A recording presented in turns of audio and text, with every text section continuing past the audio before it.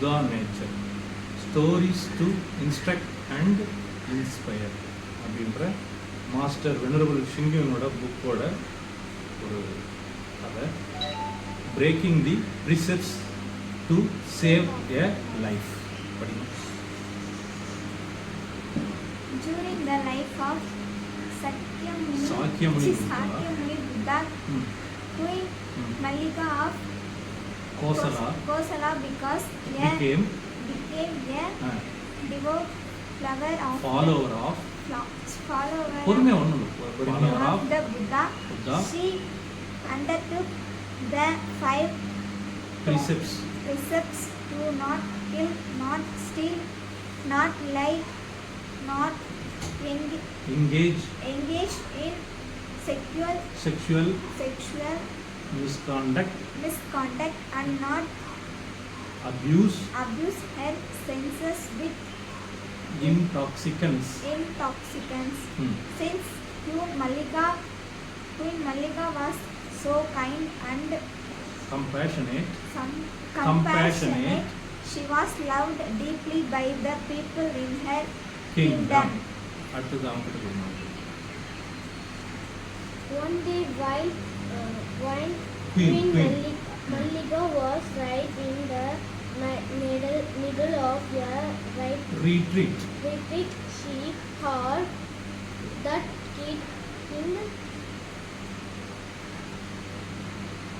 King Precepts was going to execute his cook because the cook had offended him in a rather minor way. When she heard that the king was going to do, she invited him to come to her chambers that night for a feast.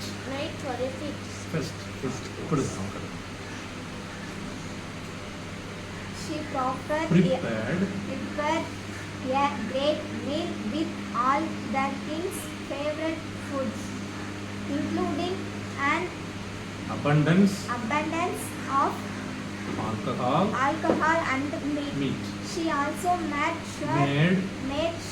sure that the man who cooked the food was none other than the cook the king was planning to execute.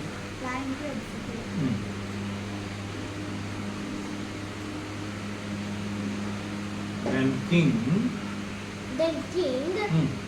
Prasenajit came that night. He was pleased with what she had prepared for him. But he was also curious as to why she said done it. He said, "You usually never drink alcohol or eat meat. On top of that, you are right in the middle of a retreat.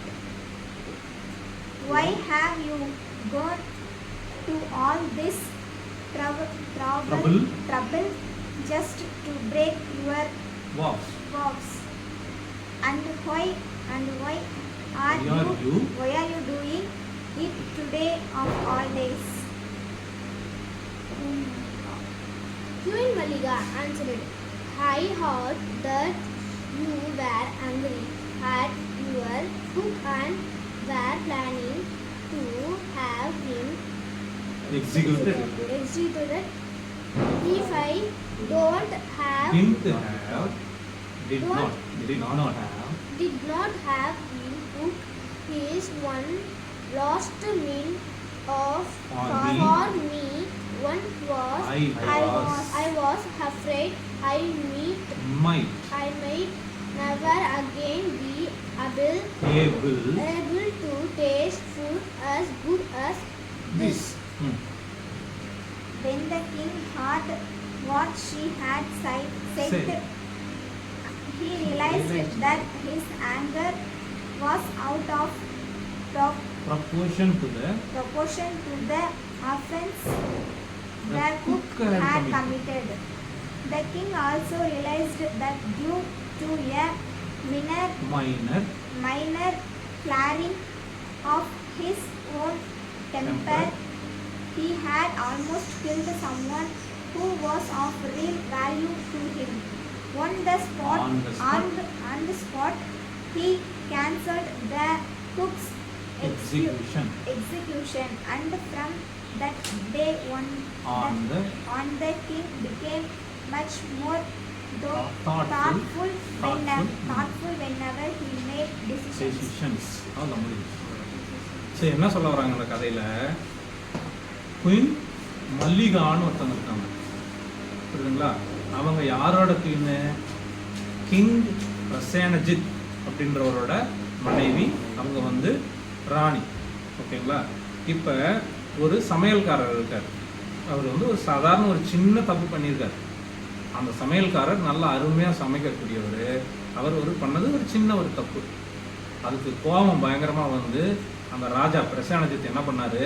அவருக்கு தூக்கு தண்டனை கொடுத்தாரு. எவ்வளோ தைரியம் இருக்கும் அப்படின்னு சொல்லிட்டு, இவனை தூக்கிலிடுங்கள் அப்படின்னு சொல்லி அவனுக்கு உத்தரவு கொடுத்தாரு. நாளைக்கு அவனுக்கு தூக்கு தண்டனை. இந்த நேரத்தில் அந்த ராணி இருக்காங்கல்ல, அந்த ராணி அதாவது என்ன சொல்கிறாங்க? கொல்லக்கூடாது, பொய் சொல்லக்கூடாது, தவறான இதுங்கெல்லாம் பண்ணக்கூடாது. அதே மாதிரி நம்ம அந்த மூளையை மழுங்கடிக்கிற மாதிரியான சாராயம், மது இதெல்லாம் குடிக்கக்கூடாது. இந்த மாதிரியான ஒரு 5 ஒழுக்கங்களில் இன்னைக்கு நாள் பூரா நான் இருப்பேன் அப்படின்னு ஒரு உறுதிமொழி எடுத்துக்கிறாங்க. விரதம் இருக்கிற மாதிரி. இன்னைக்கு நான் பொய் சொல்ல மாட்டேன், இன்னைக்கு இந்த வாரம் பூரா பொய் சொல்ல மாட்டேன், இந்த மாதம் பூரா பொய் சொல்ல மாட்டேன், இந்த மாதம் பூரா கறி சாப்பிட மாட்டேன், இந்த மாதம் பூரா இந்த மாதிரி எந்த ஒரு உயிரையும் கொல்ல மாட்டேன் இப்படின்னு சொல்லி உறுதிமொழி எடுத்துட்டு அந்த ஒரு இதில் இருக்காங்க. அந்த சமையல்காரர் இருக்கார்ல, அவருக்கு நாளைக்கு ஒரு தூக்கு தண்டனை. இதா இப்போ என்ன பண்ணுறாங்க? அந்த ராஜாவுக்கு ஒரு விருந்து கொடுக்குறதுக்கு ராஜாவுக்கு கூப்பிடுறாங்க. ராஜாவுக்கு பிடிச்ச மாதிரியான எல்லா மது வகைகள், எல்லா மாதிரியான கறி வகைகள், அவருக்கு பிடிச்ச சாப்பாடு எல்லாத்தையும் தயார் பண்ண சொல்லி, சரி அந்த நைட்டு அவர் வந்து என்னத்துக்கு வராது? அந்த விருந்துக்கு வராது. விருந்து சாப்பிட்றதுக்கு வராது. அந்த பிரசேனஜித், கிங் பிரசேனஜித் வராது. வந்து பார்த்தோன்னே, அடாடா சார், எவ்வளோ ஒரு அருமையான ஒரு விருந்து ஏற்பாடு பண்ணியிருக்கீங்க, என்ன ஒரு அருமையான சுவை, இது எவ்வளோ வாசமாக இருக்குது, கமகமான்னு இருக்குது அப்படின்னு சொல்லி சொன்ன உடனே ஆமாம் அவருக்கு டவுட் வந்துச்சு. ஆமாம் நீங்கள் தான் வந்து இன்னைக்கு விரதம் இருக்கீங்கல்ல, என்ன மாதிரி விரதம்? கறி சாப்பிடக்கூடாது, உயிரை கொல்லக்கூடாது, மது வகைகளை குடிக்கக்கூடாது, பொய் சொல்லக்கூடாதுன்ற மாதிரியான 5 ஒழுக்க விரதத்தில் இருக்கிறீங்க. யார்? அந்த மல்லிகா, குயின் மல்லிகா, அந்த ராணி. அவங்க விரதத்தில் இருக்கும்போது இதெல்லாம் நீங்கள் சமைச்சிருக்கீங்க, இது இப்படி விருந்துக்கு ஏற்பாடு பண்ணியிருக்கீங்க அப்படின்னு ராஜா கேட்குறாரு. அப்போ அந்த குயின் மல்லிகா சொல்கிறாங்க, அதாவது இந்த ஒரு நாள் இந்த விருந்தை நான் சாப்பிடலை, இல்லை இந்த இது இல்லைன்னா இது வாழ்நாளில் திரும்ப எனக்கு கிடைக்கவே கிடைக்காது. இந்த மாதிரியான ஒரு அருமையான உணவு, அருமையான சுவை இருக்கிற விருந்து, எவ்வளோ வாசமானதை எனக்கு திரும்ப வாழ்நாளில் கிடைக்கவே கிடைக்காது. அதனால் நான் வந்து இந்த விரதத்தை காட்டிலும் நான் இந்த விருந்து இருக்கிறது நல்லது, இந்த விருந்து சாப்பிட்றது, அதுக்காக தான் நான் இந்த விருந்துக்கு ஏற்பாடு பண்ணேன். என்ன சொல்கிற? விரதத்தை விடவும் விருந்து முக்கியமா அப்படின்னு ராஜா கேட்குறாரு. ஆமாம், இவ்வளோ சுவையான அற்புதமான இவ்வளவு அண்டங்களையும் இவ்வளோ சாப்பாட்டையும் தயார் பண்ண அந்த குக்கு இதுதான். ஏன்னா அவருக்கு நாளைக்கு தூக்கு தண்டனை அப்படின்னு சொன்னோன்னே ராஜாவுக்கு தூக்கு தண்டனை கொடுத்தது யாரு? ராஜா தான். அட, இவ்வளோ ஒரு கைத்தேர்ந்த சமையல்காரனுக்கு ஒரு சாதாரண ஒரு குற்றத்துக்கு நம்ம என்ன பண்ணிட்டோம்?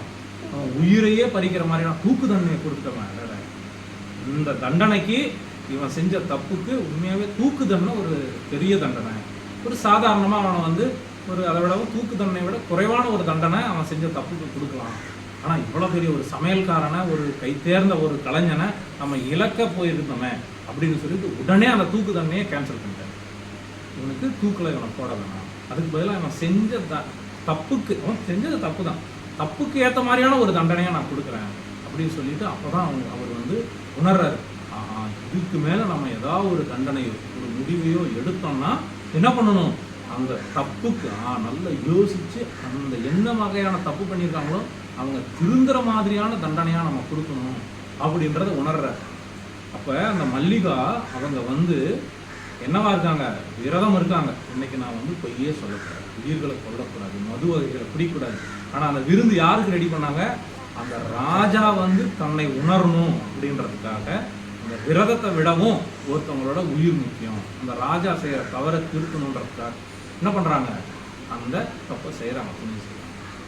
கரெக்டாக அதுதான் இந்த இதில் வந்து இந்த கதையில் வந்து சொல்கிறாங்க. என்னென்னு, breaking the precepts to save a life, ஒரு உயிரை காப்பாற்றணும் அப்படின்றதுக்காக நம்ம என்ன பண்ணுறோம், விரதத்தை கூட முறிச்சிக்கலாம். அந்த ஒரு நாளைக்கு ஒரு உயிரை காப்பாற்றுறதுக்கு அதை தாண்டி அவங்க பல உயிரை இது மூலிமா காப்பாற்றுறாங்க.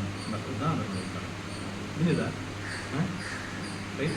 ஸோ என்னென்னலாம் வந்து அந்த ப்ரிசெப்ட்ஸில் அவங்க வந்து ஃபாலோ பண்ணுவாங்க, 5 ப்ரிசெப்ட்ஸ், 5 ஒழுக்கங்கள். என்னென்னது, நாட் டு கில், உயிர்களை கொல்லக்கூடாது.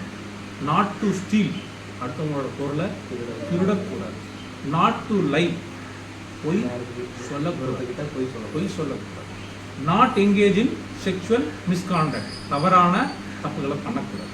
Not abuse census with intoxicants, அப்படின்னா என்னது, மது அருந்தக்கூடாது. புரியுதா? சாராயம், போதைப் பொருள் எதுவாக இருந்தாலும் பண்ணக்கூடாது. இந்த 5 ஒழுக்கங்களையும் என்ன பண்ணுறாங்க, அவங்க கடைபிடிக்கிறாங்க. சொல்லுங்க பார்க்கலாம், என்னென்ன 5 ஒழுக்கங்கள்? மது அருந்தக்கூடாது, தவறான பழக்க வழக்கங்களில் ஈடுபடக்கூடாது, பொய் சொல்லக்கூடாது, உயிர்களை கொல்லக்கூடாது, திருட. இன்னைக்கு முழுக்க, இன்னைக்கு காலையிலேருந்து சாயந்தரம் வரைக்கும் நான் அப்படி இருப்பேன் அப்படின்னா இன்னைக்கு நீங்கள் அந்த 5 ப்ரிசெப்ட்ஸை ஃபாலோ பண்ணுறீங்க.